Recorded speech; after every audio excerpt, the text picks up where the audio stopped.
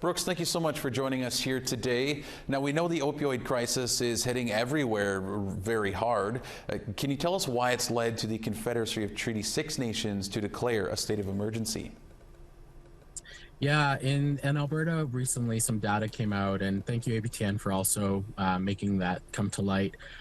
What we're seeing is that our people are dying a lot younger here in Alberta, and a large part of that is due to the drug poisoning epidemic and this province's refusal to identify harm reduction strategies and in fact being afraid of the word harm reduction. And as we know, in harm reduction, especially in our way, we have to take a holistic approach. We have to include things like housing. We have to include things like STI checking, because right now there's also an explosion of STIs in our communities, on our nations, and that is also causing high infant mortality rates. We're also needing to address the ongoing traumas caused by colonial governments against our people, and that includes a mental health component, and that's part of harm reduction. So we're seeing it because of policy. We're seeing it because treatment beds aren't available, and the ones that are being promised aren't being built fast enough, while our people continue to die on the streets and in homes on our nations. So, Brooks, what can be done to combat the opioid poisonings? Well, first off, not treat harm reduction like a bad word. The Premier herself is refusing to acknowledge the evidence-based science that's out there. In fact, trying to link some failures, which I don't quite think that they are failures in other provinces and other jurisdictions, and saying that that's just not the Alberta way. The Alberta way is caring about our people. It's about caring about people that live in Alberta. And that is not the Alberta that we all know. And we need to put in actual strategies and listen to experts rather than basically politically interfering with the way that our healthcare system is operating, not listening to experts like Dr. Esther Tailfeathers, who resigned because the province was not listening to them.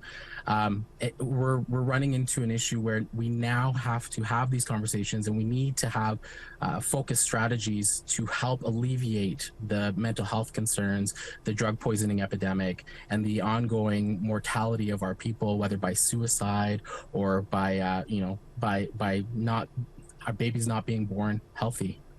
Now, the province of Alberta recently signed some agreements with First Nations to provide $30 million for treatment beds. Will that help address the crisis at all? Well, keep in mind, this is on top of other agreements that were already in place with other nations to get these treatment beds built. And it's great that these nations are getting the opportunity to bring treatment to their nation and bring their people home. It, at the end of the day, does not solve this immediate crisis, which is only getting worse. We know that there are agreements in place for other nations, and those shovels haven't even hit the ground yet. And it's been well over almost 3 years going on to now, where they haven't made these spaces available and are not, I've actually heard of folks being turned away from non-Indigenous centers because of racism within the system. And we need to recognize that photo ops are not helping our people. We're still dying at an alarming rate, and the drug poisoning epidemic is still there. And we have a premier that is just dug her head so deep in the sand on not addressing actual strategies that work, like harm reduction strategies. Well, Brooks, we'll have to leave it there, but we certainly appreciate you coming on here and giving us a bit of insight into this problem. Thanks for having me.